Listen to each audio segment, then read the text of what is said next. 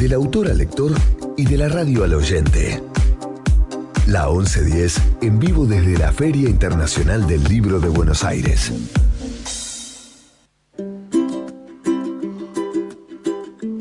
¿Por qué? Con Graciela Fernández Meijide.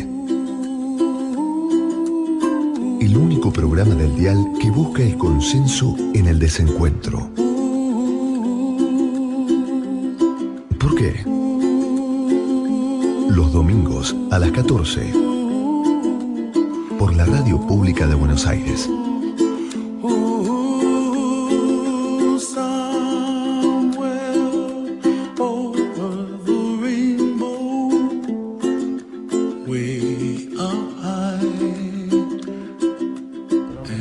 Hola, buenas tardes, buen domingo, buena tarde de domingo.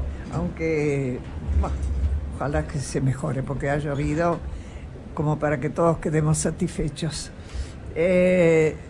Como de costumbre nos acompañan Pablo Marmorato, que se ha ido a buscar un café para entregarle a uno de nuestros invitados, ya les voy a decir quién es. Magalí, que va a leer. ¿Cómo estás, Graciela? Buenas tardes. Magalí, un gusto. Y Sergio, que nos ayuda con las máquinas, con la parte técnica.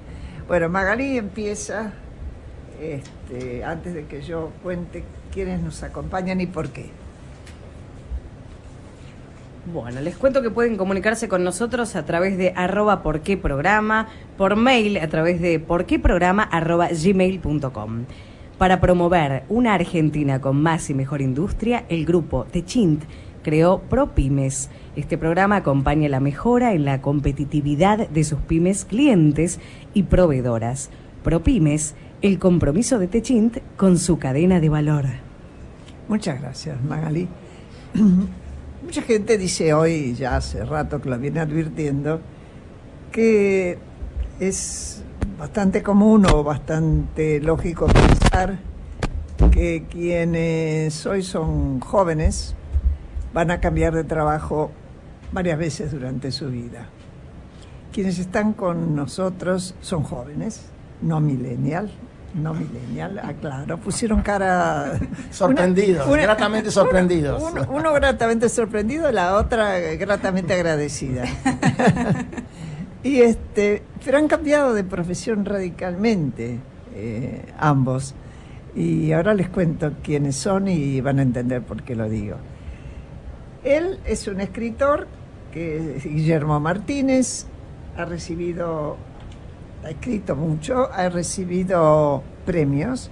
Sobre todo, dos de las obras que más se destacaron son, en su momento, el Crímenes Imperceptibles, que creo que fue la que más se vendió, bueno, menos hasta ahora, porque esta otra, la última es nueva, vamos a ver.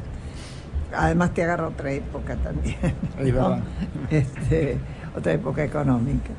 Y uno que se siente como que es la continuación de aquel, a pesar de que en el medio hubo otras obras, que es el libro que hoy tenemos acá con nosotros, Los Crímenes de Alicia. Por otro lado, ¿por qué digo yo que cambio de profesión? Porque en realidad Guillermo es matemático. Ahora nos va a contar cómo es que fue a parar a las matemáticas y terminó escribiendo, y a lo mejor utilizando, de hecho en el libro utiliza de alguna forma su conocimiento y su lógica, sobre todo matemática. La otra persona que nos acompaña y que le hizo un reportaje en su momento, pero va a venir a hablar de ella, es Verónica Boysk, con X al final, perdón. Ella es abogada y trabajó bastante tiempo en la Defensoría de Menores en la provincia de Buenos Aires, intensamente, entusiastamente, hasta que un buen día dijo, esto no es para mí, y es periodista cultural de La Nación y Clarín, y además también es escritora, se dedicó a escribir. Publicó un libro, Libertad bajo palabra, suena mucho a su pasado de defensora, y fue editado por Letras del Sur. y cuya contratapa escribió Guillermo justamente. Así que hay toda una relación, no solo de reportajes que se han hecho, sino de que se conocen de antes como profesionales. Empezamos con vos, Verónica. ¿Por qué ese cambio? Hola, Graciela. A ver, el cambio no fue de un día para otro, sino que yo trabajé en la justicia desde la mesa de entradas, desde lo que se dice el pinche, el que lleva y trae papeles, y fui haciendo toda la carrera desde los 18 años. Yo empecé a estudiar Derecho porque quería ayudar a la gente. A mí no me interesaba ni los papeles, ni la ley, ni los trámites, ni usar trajecitos, sino que lo que yo quería era ayudar a que el mundo fuera un poco más equitativo, ayudar a los más vulnerables. Me parecía que las cosas no estaban bien distribuidas. Y finalmente logré hacer lo que quería, que era ser defensor oficial penal. O sea, dedicarme a ayudar a las personas que no tenían ni dinero ni recursos para conseguirse un abogado y que de repente, por circunstancias de la vida, caían presas. Una vez que llegué a ese lugar, empecé a trabajar, como vos decís, es verdad, con mucho entusiasmo. Y empecé a ver que yo era solamente un engranaje de un mecanismo y que si yo estaba ahí era simplemente para convalidar que todo siguiera sucediendo igual.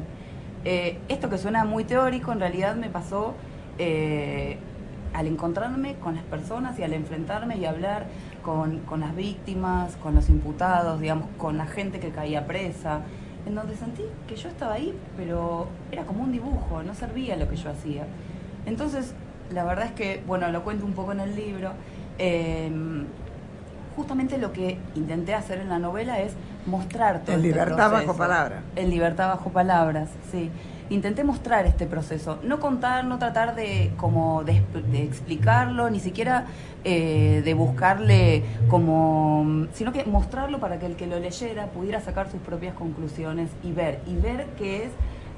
Cómo es la justicia, cómo trabaja, qué es ser un fiscal, qué es ser un defensor, qué es ser una persona que de pronto queda atrapada en un sistema que no termina de entender. Es decir, que si hoy entre los 10 puntos, suponiendo que vayan a ser 10, que se busca consensuar, estuviera modificación, transformación de la justicia, vos te anotarías. A ver, yo me anotaría en la transformación de la justicia, pero creo que no en el sentido en que lo están planteando, pero sí, no, bueno, sí, creo que la justicia tiene que modificarse porque con en tu este opinión, momento... con sí, la que sea, sí. Tiene que surgir de una discusión mucho más moderna. Totalmente. Creo que en este momento la justicia no está funcionando para nadie. Creo que estamos todos descontentos con el funcionamiento de la justicia. ¿Vos querés hablar? Avance, Graciela, avance, avance. No, porque se incorporó Pablo y me pareció que había hecho un gesto. Y vos, en tu caso, Guillermo, vos me hiciste acordar en una explicación, pero no sé si es lo mismo. La vez pasada, entrevistando a Carlos Pani, explicó por qué había estudiado historia. Y él estaba en Mar del Plata y tenía que elegir una carrera, y la que le quedaba, de todas las que había, la que quedaba más cerca era historia, pero en realidad quería filosofía, pero no existía como tal. Y terminó siendo historia. ¿Vos hiciste matemática por eso o no?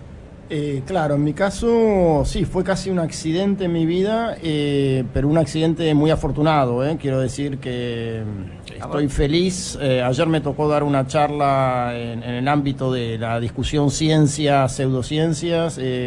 Volví a encontrarme con mi familia científica, digamos. Estoy feliz de haber atravesado la experiencia de las ciencias. Sigo leyendo cuestiones de matemática, de filosofía de la matemática. Lo que abandoné fue la docencia en la universidad. Yo era profesor, la investigación, era una actividad muy exigente. Y también quiero decir esto, no es que yo dejé la matemática para dedicarme a la literatura. Siempre desde muy chico escribía mis historias, mis cuentos. A los 12 años mandé ya un concurso literario, a los 19 publiqué, o sea, gané un premio con mi primer libro de cuentos. Todo esto antes. Una familia, mi papá era escritor, ¿no? Y a la vez ingeniero agrónomo y con una mentalidad también muy científica, te diría, marxista, estudiaba economía.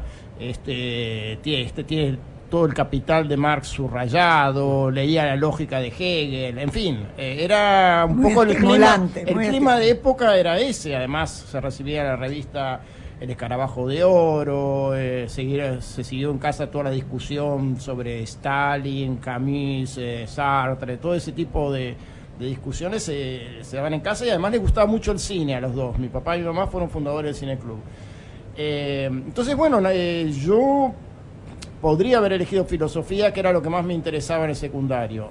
Lo que pasa es que me convencieron también con una idea de clase media de esa época de que hiciera una carrera para ganarme la vida.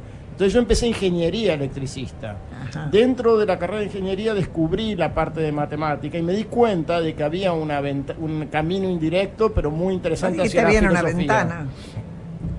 Hay una parte de la matemática, de la lógica matemática, donde aparecen una cantidad de problemas que se han tocado en la filosofía. Por otro lado, si uno hace la historia de la filosofía, es una historia de matemáticos en gran parte. Platón, Descartes, sí. Incluso Spinoza trató de hacer su ética según el modelo de Euclides, Husserl, en fin, hay algo así como un recorrido matemático que puede hacerse en la filosofía y que llega hasta Gödel, Wittgenstein, etcétera, Husserl. Así que para mí fue como te digo, un accidente, pero muy revelador, porque encontré una manera diferente de mirar una cantidad de cosas, dilemas que el sentido común no alcanza a comprender. Ayer lo dije, ¿no? O sea, la ciencia tiene algo que va contra el sentido común cuando es suficientemente profunda. Y eso también está en la literatura. O sea, la literatura depende, te diría casi, de la cuestión del extrañamiento, ¿no? O sea, ya hay que hacer una operación de extrañamiento en el lenguaje y también en la manera de ver el mundo. ¿En qué sentido? A ver. Bueno, que el lenguaje que uno usa para escribir ficción, por decirte algo, no es el que se usa para el periodismo, ni para la exposición científica, ni para la conversación. O sea, hay que armar para cada historia un lenguaje particular, ¿no? Bueno, en parte, una de las cuestiones que me interesó de la novela de Verónica tiene que ver con cómo entra toda esa especie de infierno burocrático, que de algún modo ya lo había visto Kafka, pero en nuestro conurbano. O sea, de otra manera aparece, pero también kafkiano. Y Guillermo, ¿qué encontraste en el género policial y como te referís también las novelas de intriga a la hora de tejer este vaso comunicante con el mundo de las matemáticas? Bueno, lo que ocurre es que la novela policial naturalmente te permite hablar de una cantidad de categorías que aparecen en la filosofía y en la ciencia, ¿no? La categoría de lo verdadero, lo demostrable, la hipótesis, la sospecha, y lo mismo en la justicia, o sea, cómo se vertebra una sentencia en la justicia. Hay elementos de lógica, hay elementos de prejuicio, entonces el policial es una manera para mí amable de poder abordar por debajo segundos y terceros niveles en lo que hace a esas discusiones más profundas, incluso también éticas, la vida, la muerte, qué significa ser un asesino, o sea, cómo germina la idea de matar a una persona. Me parece que son dilemas interesantes y por eso en mis novelas trato de que los personajes sean, te diría, cultos en algún sentido, con afanes de conocimiento, que el objeto de estudio que me interesa es personas que además tienen el grado del pensamiento, el pensamiento teórico, te diría incluso, ¿no? Porque entonces esto me permite dar todas esas discusiones en mis novelas. Sí, Verónica.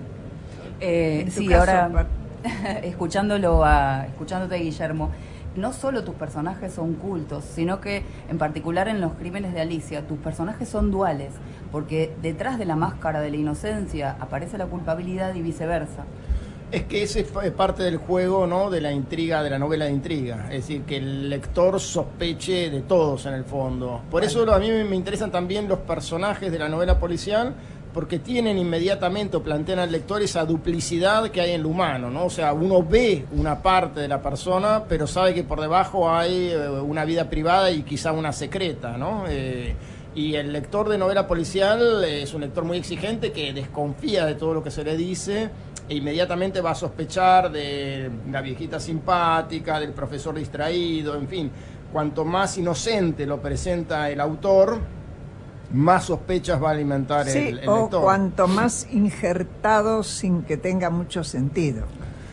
Es que bueno, hay trucos, ¿no? O sea, Claro. todo tiene que parecer natural. Si Sí. hay personajes injertados, ya hay un problema en la novela. Bueno, pero a mí, yo que me gusta leer novelas de Policiales. policía, tengo una bibliotequita que es nada más que De de policiales. novelas de policía y de intriga y demás. Me desafío en la mitad y digo, bueno, a ver, ¿quiénes son lógicamente,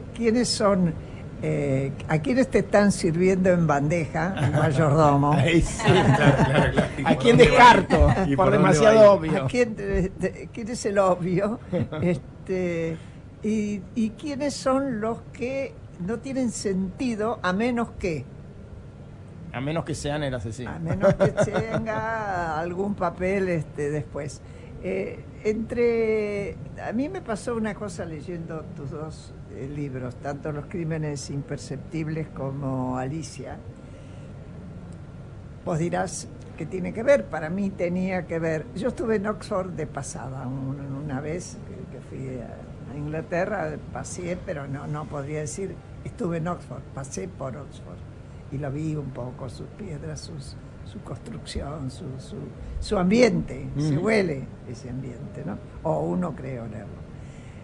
Pero donde más se destacó siempre Oxford, para quienes somos afectos a series, es en la serie Morse. Sí, Inspector ¿no? Morse. Yo me ambientaba leyendo tus libros en Morse.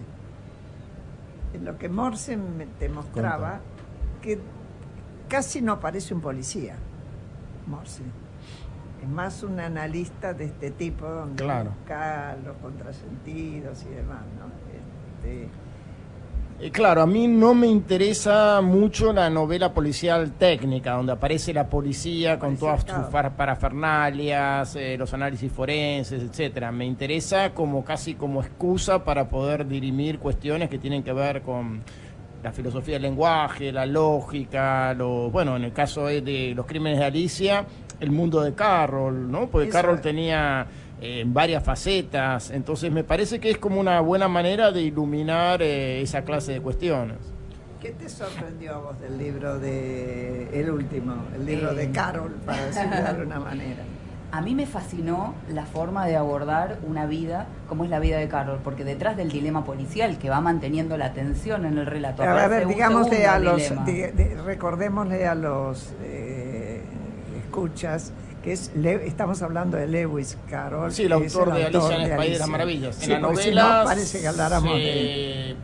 se retrata una hermandad de biógrafos. Claro. Y aparece, o sea, Lewis Carroll, y esto es real, escribió a lo largo de su vida sus diarios íntimos en 9 cuadernos. Sí, sí. Quedaron en manos de los familiares y los familiares hicieron desaparecer unas hojas, pero en un pedazo de papel, de cada hoja que arrancaban, anotaban lo esencial del contenido. Y la novela arranca en el año 94, y esto es real, cuando se descubre ese pedazo de papel donde en una frase está la revelación de una pelea de Carroll con los padres de Alice Liddell, la niña que inspiró el libro de Alice. Sí. Claro.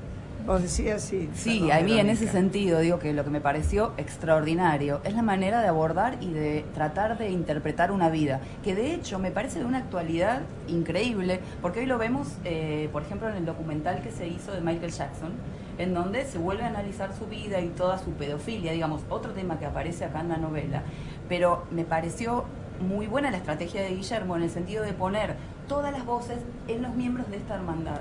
Entonces uno los escucha discutir y adquiere vida ese dilema y empezamos a verlos y nos empezamos a meter en cada uno de los personajes y realmente es muy difícil decidir. Y a mí eso me ¿Decidir qué? enfrentó. Perdón, decidir si sobre, claro, la inclinación, la naturaleza de su manera de amar a las niñas, hasta qué punto. O sea, hay una idea, a Carroll le gustaban mucho los juicios, iba siempre a ver los juicios que se hacían, ¿no? Y de hecho en el libro de Alicia al final hay un juicio. Entonces yo me planteé eso también, que en este libro hay ciertos paralelismos con el libro de Alicia en el País de las Maravillas y que al final hubiera algo así como un juicio sobre la figura de Carroll, pero desde esta época. Nadie Entonces, le corta la cabeza. Claro, no, nadie ya le puede cortar la cabeza. Pero en ese sentido, en mis novelas hay algo del mundo judicial, de la discusión con la ley siempre, ¿no? O sea, yo escribí otra novela que se llama Una madre protectora, que ahora se acaba de hacer la adaptación, la película es El Hijo. Después, sí. Y también ahí tuve que buscar asesoramiento de amigos de la justicia. Porque bueno, me interesa también, de nuevo, la cuestión de la verdad también se trata de dirimir en la justicia, ¿no? Y la cuestión de la ambigüedad, creo que una de las cosas que aparece con más fuerza en El Hijo, en Una madre protectora y también en Los crímenes de Alicia, es esta ambigüedad que tiene el ser humano en cuanto a culpable o inocente, a cómo leer esa vida y a cómo la interpretamos desde afuera. Estamos todo el tiempo juzgando al otro y me parece que justamente lo que abre la novela es esta multiplicidad de maneras de mirar lo mismo, en ese sentido. No, además, está claro que la distancia de épocas y de qué cosas eran más punibles en un momento que lo que sería ahora, por ejemplo, ha habido un cambio de criterio muy grande. Sí, por supuesto. Muy Bueno, la grande. creación del concepto de infancia incluso. O sea, en la Exactamente. época de Carroll, bueno, Marx habla de los niños fosforeritos, o sea, los chicos pasaban a los 6 años, a los 7 años eran trabajadores de fábricas de fósforos y morían allí. Oíme, en masivamente. 1912, en Inglaterra, se puso una ley donde se impedía que los niños entraran en las minas de carbón. Claro, hasta ese momento. 1912. Sí. Es No, increíble. y hay un nivel en la novela que yo llamo la línea Pierre Menard por el cuento de Borges, ¿no? Borges imagina en un cuento que un autor contemporáneo intenta recrear el Quijote. Ya, sí. Y entonces muestra cómo si alguien se propusiera escribir el Quijote ahora mismo, frases del Quijote, las mismas frases tendrían un significado Absolutamente opuesto distinto. al original. Así Entonces, eso es lo que yo intenté también en la novela, ¿no? O sea, fotos que él sacaba de niñas semidesnudas y que en la época él mostraba públicamente, las sacaba delante de los padres, se las ofrecía a Tennyson justamente como ofrenda. Como regalo, claro. Ahora serían considerados delitos infames, sin ninguna Sí, duda. bueno, Sí. lo meterían preso. Por supuesto. Lo Y hay un juzgarían. personaje que tiene algo así como también un amor platónico hacia las niñas y que lo pasa muy mal, ¿no? En la novela. Es muy osado, Guillermo, que te animaras en esta época a escribir sobre este tema, la verdad, tengo que Mira, decir. mientras escribía, en un momento me encontré con Claudia Piñero y le dije, Claudia, espero que vos me vas a sacar de la cárcel cuando la publique. Guillermo, ¿y cómo accedes? Bueno, algo adelantaste. ¿Cómo accedes a el mundo de la investigación policial para darle verosimilitud no solamente a esta última obra, sino, digamos, al resto de tus obras? Mira, yo digo esto, con Crímenes Imperceptibles hubo algo así como un trabajo de investigación que para mí pasó inadvertido, que fueron mis 25 años de estudiar lógica, matemática. Entonces, cuando llegó el momento de escribir sobre esos temas, tenía el ámbito porque había vivido, los conocimientos porque me había dedicado a eso. Por primera vez con Los Crímenes de Alicia tuve que hacer una investigación ad hoc, o sea, no sabía nada de la vida de Carroll, lo único que me había tuviste que interesado, leer todas las biografías, los diarios, libros de fotografía, busqué cantidad de materiales, cotejar versiones. Hay fotos que se ¿Viajaste a atribuyen- Londres o no? Sí, viajé, pero cuando ya tenía terminada la novela. Ese es un consejo de Pablo de Santis, que es uno de mis grandes amigos de la literatura. Pablo dice, no, yo cuando escribo una novela más o menos imagino las cosas y después voy a hacer las consultas pertinentes para ver si lo que encajan. imaginé tiene sentido. ¿Para que no te contamines? No, hay un tema de proliferación. O sea, vos empezás a investigar un tema y siempre es infinito. Hay algo del orden de lo fractal. Empezás a investigar la vida de Carroll y aparecen multitud Claro. y cosas falsas. En la red circulan fotos falsas atribuidas a Carroll. Entonces Imagino. hay una especie de momento que vos decís, este material no lo puedo controlar, es demasiado. Entonces yo Bueno, también pero tenía... una diferencia son las redes, otra cosa son las biografías. Pero aún en serias, las ¿no? biografías es mucho material. O sea, sobre Carroll se ha escrito tanto como sobre Borges. Imagínate uno que quisiera hacer una novela sobre Borges. Hay tantos ángulos, puntos de vista, entradas. Entonces Sí. hay que tener claridad sobre alguna línea y después ir a chequear detalles, digamos. Claro. ¿no? Eso es lo que yo hice, por lo menos. Sí, ¿vos querías decir algo, Verónica? justamente me parece que todas estas líneas y toda esta investigación está muy bien captada en la novela, porque frente al mar de información que había, me parece que la estrategia que eligió, qué tomar, qué contar de todo eso para que sea interesante literariamente, para que haya suspenso, para que haya tensión, porque hablamos de todo esto y la sensación me parece que es como si fuera un ensayo, como si fuera algo documental, y la novela tiene una claro agilidad. que no, que hay un crimen además A dilucidar. Y los crímenes incluso Hay tienen crímenes. tal cual, y evocan algunas cosas que tienen que ver con Alicia, escenas ¿verdad? del libro de Alicia, claro. Claro, bueno, eso ya está buscado. Sí, bueno, eso fue para mí una revelación, volver a leer el libro de Alicia desde esta edad, ¿no? Yo había percibido la primera vez que lo leí que había un elemento angustiante, que no sabía muy bien, ¿no? En ese momento era un niño, era un ¿no? chico, Claro, no sabría detectar de dónde venía.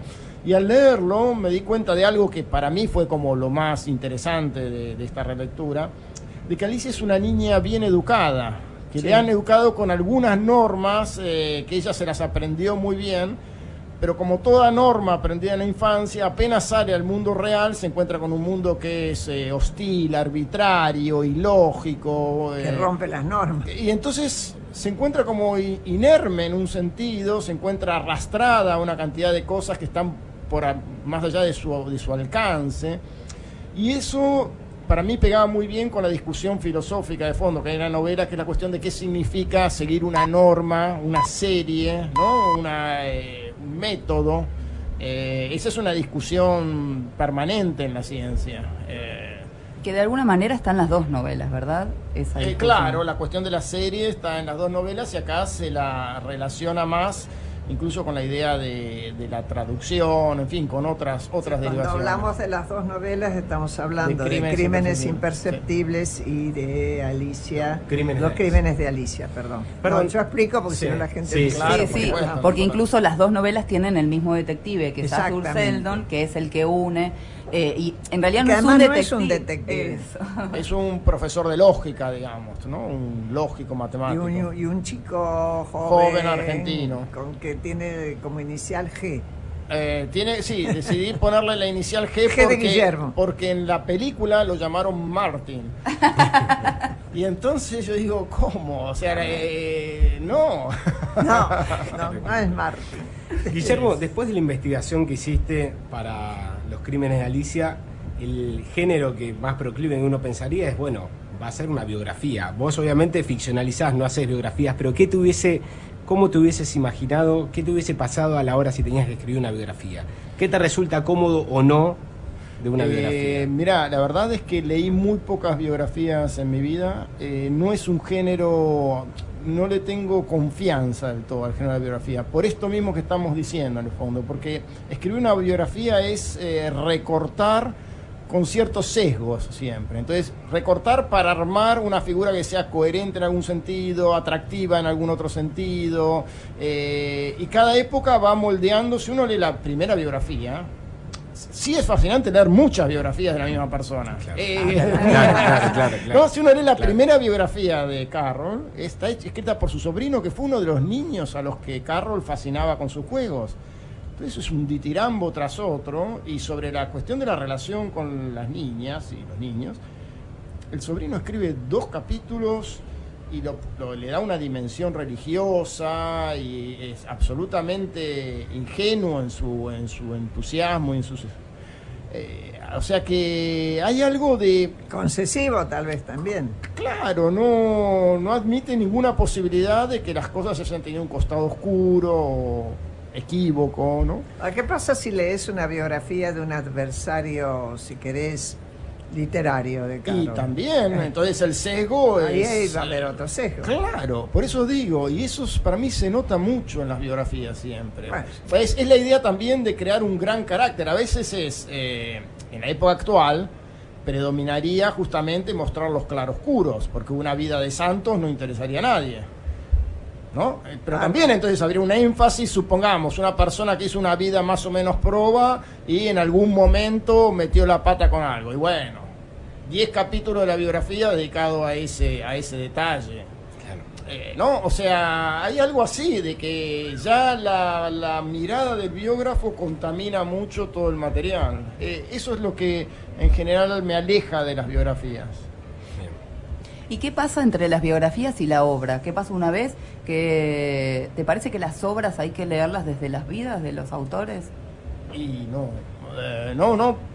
porque me parece a mí que, o sea, yo tengo la esperanza de que los autores puedan ser excepciones a su época, excepciones a su infancia, excepciones a las marcas de la vida, que hay un espacio para la imaginación y para... Puede haber disparadores en la vida, ¿no? Para tal o cual cuento, pero luego está la distorsión, digamos la que la imaginación. objetividad más absoluta no existe. No, pero además seguramente todos los autores se alimentan de alguna manera de cosas que les pasaron o que vieron, pero también muchísimas veces de cosas que le han contado, de detalles, o imaginación, de casos reales, ¿no? Los crímenes de la calle Morgue de Poe, ¿no? Basado en un bueno, hecho pero real. Poe también tenía una vida muy atormentada en sí misma, ¿no? Claro, sí, por eso puede haber que siempre hay una parte, pero querer desenrollar de la vida la obra me parece que también es una operación que tiene un sesgo claro, que está vinculado con el psicoanálisis. Con el psicoanálisis. Claro, ¿no? O sea, no, yo tengo esperanzas en que uno pueda escapar de la vida. O sea, yo siempre además digo que uno tiene que vivir por un lado y hacerse una segunda vida para escribir. Esa segunda vida no tiene por qué volver sobre uno mismo, ¿no? Puede uno crear personajes, crear historias. Guillermo, y vos recién te quejaste de que en la representación de Crímenes Imperceptibles, que entre paréntesis lo dirigió Alex de la Iglesia, te decían Martin. Sí. Bueno, ¿cómo te sentís cuando te hacen, obviamente que te consultan, compran los derechos, etcétera, como la versión de aquello que escribiste? ¿Te sentís respetado? ¿Te sentiste respetado? Mirá, con Crímenes Imperceptibles, que se llamó Los Crímenes de Oxford, la película, sí, habíamos hecho algo así como un pacto de caballeros de que la cantidad de sospechosos iba a ser la misma, y que no iba a haber ni más ni menos sospechosos, ni más ni menos muertes, y que el culpable iba a ser el mismo. Eso fue ese. Y que se iba a filmar en Oxford. Esas fueron mis condiciones. Pero eso lo conversé con el productor. Después apareció Alex de la Iglesia como posible director. Cuando apareció Alex de la Iglesia yo pensé, bueno, él va a querer hacer algo de su sello. Y entonces dije, bueno, que él haga lo que le parezca, pero cumplió con todas estas cuestiones. La trama sigue con bastante fidelidad, y el final que él imagina me gustó mucho, porque es un final, sí, porque hay como una discusión más aguda entre el profesor y el estudiante sobre dos maneras de ver la matemática en la vida, en su relación con la vida, y los dos fracasan. Esa idea me gustó mucho. Los dos fracasan por distintas razones, ninguno de los dos le pega. Sí, eso me gustó mucho. Y después sí estuve mucho más cerca de El Hijo, la película sobre una madre protectora. Y ahí me quedé muy feliz. Aunque el origen del libro se llamaba de otra manera. Una madre protectora se llama el cuento. Pone el eje más el personaje femenino. Claro, es verdad. Que en el masculino. Pero sí me quedé muy feliz con el resultado. Pude participar en el tratamiento, en el guión. El guión, eso. Sí, o sea, me dieron la chance de revisar el guión, de sugerir cambios. Estaba mucho más cerca tuyo, ¿no? Entonces, y el cuento para mí está muy bien adaptado. La atmósfera, el suspenso, el progresivo apartamiento del padre, la extrañeza de esas dos mujeres que hablan en otro idioma, o sea, todas esas cuestiones se respetaron, contrataron incluso una actriz noruega para que sea el personaje de la esposa.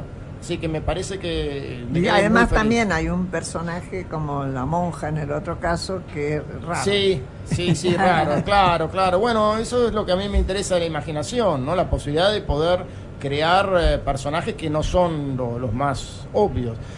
De hecho, en la novela de Verónica tuvimos en algún momento una charla sobre una especie de situación de catábasis que hay cuando la protagonista baja a ver a los presos reales, Y yo le decía que ahí tenía que inventar una cantidad de cosas, más allá de que las hubiera vivido o no, ¿no? Que era un material que estaba ahí a la vista. Porque era una novela, ¿no? Claro, Un claro, ensayo, inventar para dar más fuerza ¿Y cómo te cayó, Verónica? Excelente. En realidad, Guillermo me ayudó mucho en todo el proceso de la novela, es mi gran maestro. Porque al principio, cuando apenas salió el material, hace como 3-4 años, era un material que tenía estaba muy atado a la realidad.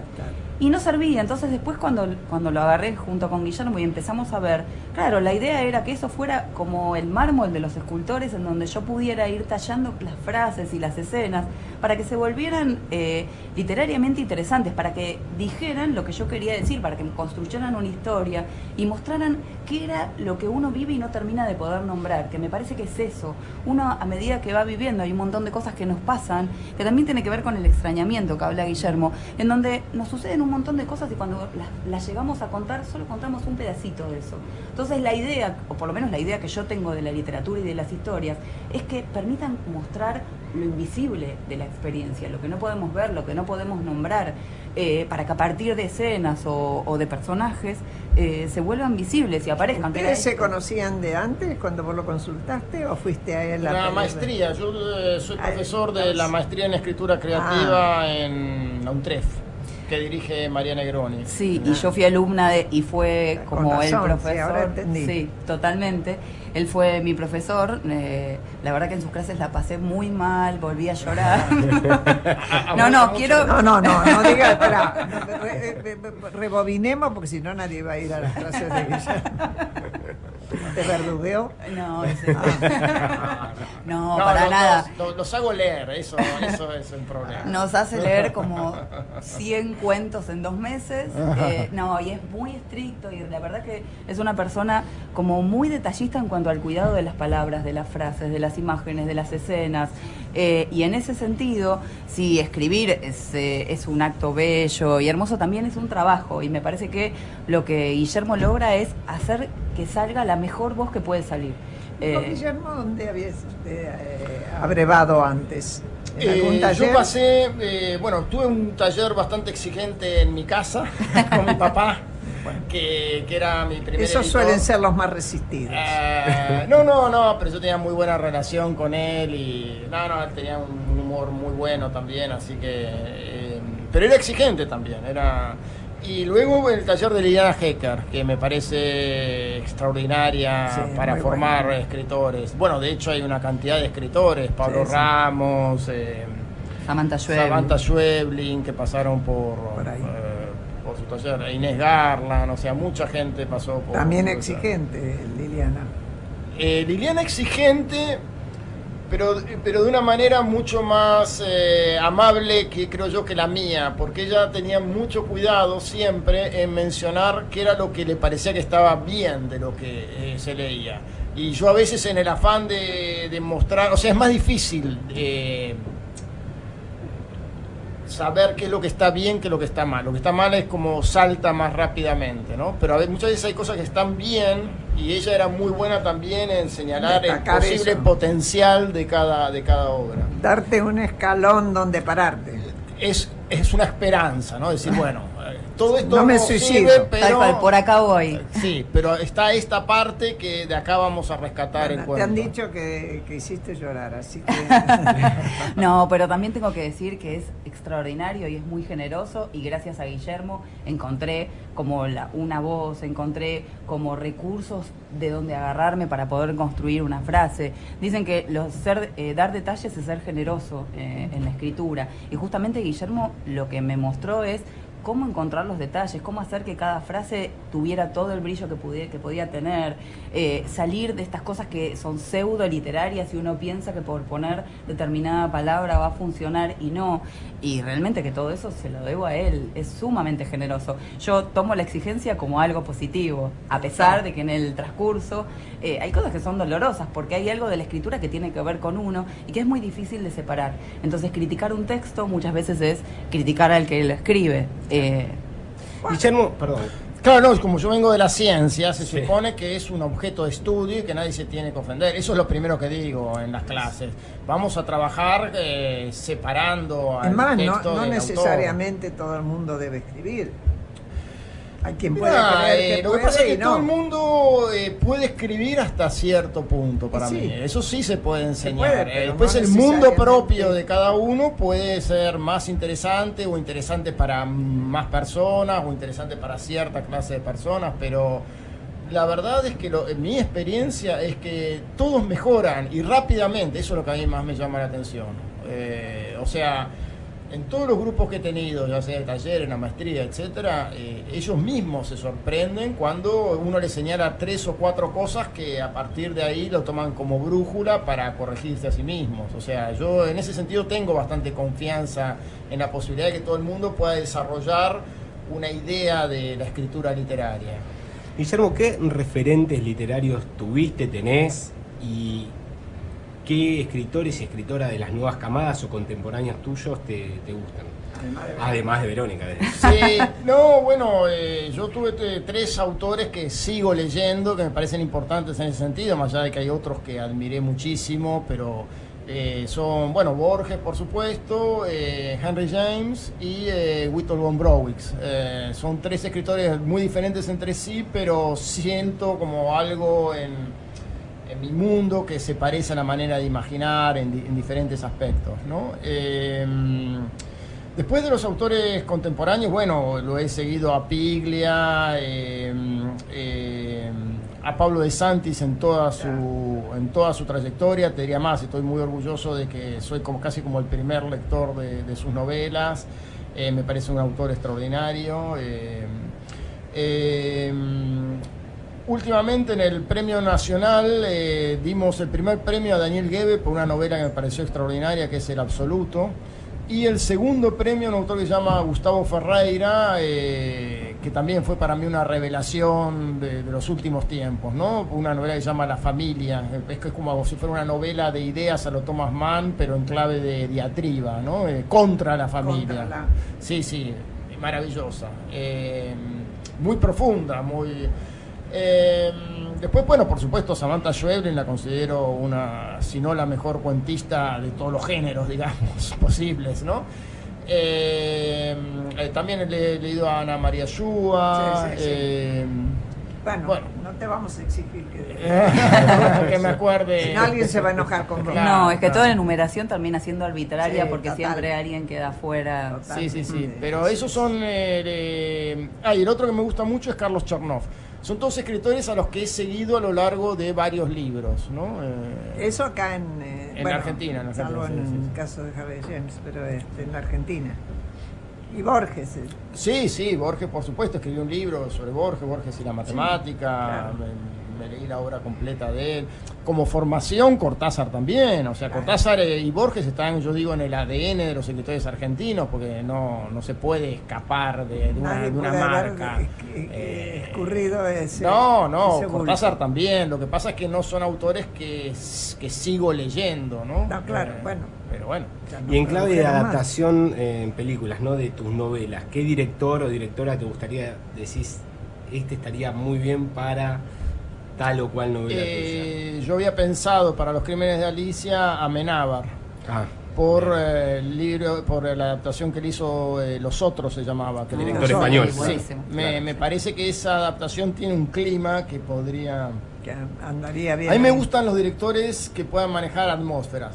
De hecho, Sebastián Schindler, si le pusieran el dinero y los pasajes para filmar, tranquilamente lo podría hacer, porque me encantó justamente cómo pudo recrear la atmósfera de opresión en El Hijo. Puedo decir, los pasajes para filmarlo. Claro. ¿no? Claro, o sea, puede ser también un director argentino, pero es muy caro filmar en Inglaterra. Sí, Entonces hay que encontrar una manera a través de coproducciones, etcétera. Y pasemos el chivo de paso, El Hijo se estrenó ahora el Ahora jueves está pasado. Sí, en- ahora sí, el que sí. quiera verla está en cartel. Está en los cines. Con sí, sí. Joaquín Furriel.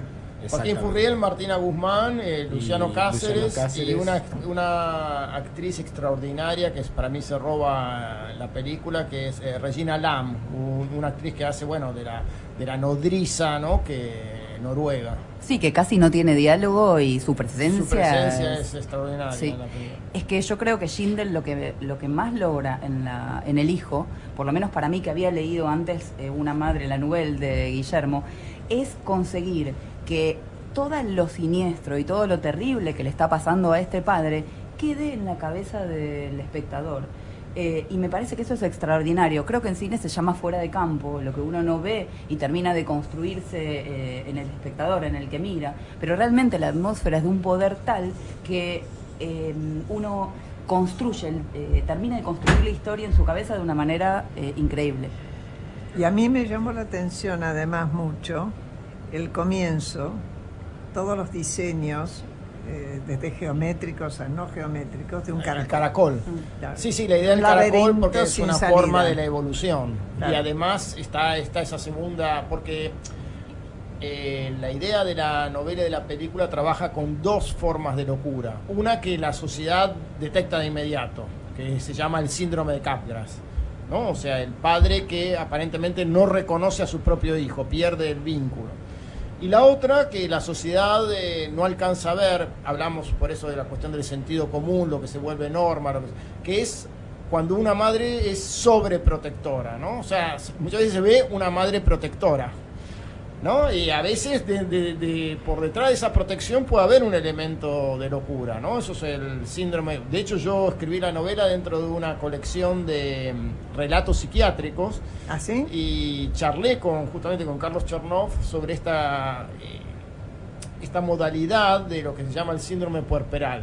Lo que él me dice es que se da de las dos maneras. Una que es muy aguda y que se detecta de inmediato, que es el rechazo o la aversión por el bebé recién nacido. La segunda es el intento de volver el bebé recién nacido al seno materno. Y esa es la metáfora de la sobreprotección, ¿no? O sea, la madre sobreprotectora es la que en el fondo no quiere separarse del vínculo con su hijo. Ni va a dejar que se separe. Bueno, y entonces yo aposté a agudizar esa... Claro, porque según dice Melanie Klein, en el tercer mes ingresa el otro, claro, de ese dúo, que sería el padre, que está más cerca. Claro. Y si no, otra figura. Ahora, ahí, si se cierra el círculo, no entra nadie. Exactamente. Que empieza a socializar el otro, el tercero, llamémosle el tercero, ¿no? Claro, y acá lo que se provoca es una especie de apartamiento progresivo del padre, ¿no? Y queda la madre, por eso también la idea del caracol es esa... Y hay una imagen que me pareció extraordinaria, que tomaron un afiche, que es un cochecito antiguo, y la forma del coche es el caracol. Sí. Una ¿no? síntesis perfecta. Buenísima, Toda digamos. la presentación con el caracol y todo eso me llamó mucho la atención. Sí. Bueno, y eso tiene que ver con unos dibujos que yo daba, legado de mis clases de matemática, porque yo daba análisis para biólogos. Y bueno, hay una cantidad de formas que aparecen en la biología que son espirales matemáticas, ¿no? O sea, que están en el libro de Darcy Thompson, que se mencionan en la película y en la novela. Bueno, eso yo no sabía, ¿ves?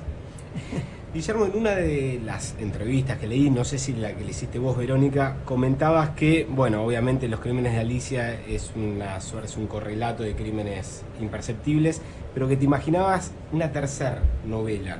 Sí. ¿Cómo te lo imaginás? No te quiero poner a escribir ya, pero por lo menos... No, me imagino algo así como una novela que cierre una trilogía, y me la imagino con los personajes ya con algunos años más. Ajá. Y sería una novela en donde posiblemente se asista a la muerte de Seldon. Y tengo de algún modo lo que yo llamo la línea teórica, es decir, de qué temas hablaría. En esta novela hablaba de el conejo, Gabagay, las series lógicas, etcétera. Y tengo pensado ya como el discurso filosófico por detrás de la novela, pero no tengo la trama ni la idea directriz, digamos. Tenés ¿no? Tengo como el mundo de ideas, claro, pero no la trama. Y tampoco quiero forzarme, creo que en algún momento siempre me ocurre así. Me pondré a leer posiblemente novelas policiales y en algún momento se me ocurrirá algo. Cuando lees novelas policiales, ¿a quién lees? Últimamente leo muy pocas novelas policiales. Yo leo a Patricia Highsmith, que me gusta mucho. Y últimamente había leído a Leo Perutz, que me lo había recomendado también Pablo de Santis, y que hace algo así como una vinculación también con temas filosóficos en sus policiales. Porque en realidad tu investigador, Seldon, sería como una estirpe nueva de investigadores que yo no he encontrado ni en Highsmith, ni en Agatha Christie, ni en Poe. Bueno, digamos, es para otra hacer época, ¿no? Sí, son como investigadores. Que yo traté de pensar cómo sería la forma de pensar de un investigador en esta época desde el punto de vista filosófico, ¿no? Porque Poe era el detective puramente lógico, Dupin, puramente lógico, que va a la realidad solamente para chequear la verdad de sus razonamientos. Sherlock Holmes es deductivo experimental, de las huellas levanta sus hipótesis, ¿no? Los tabacos, las pisadas, etc.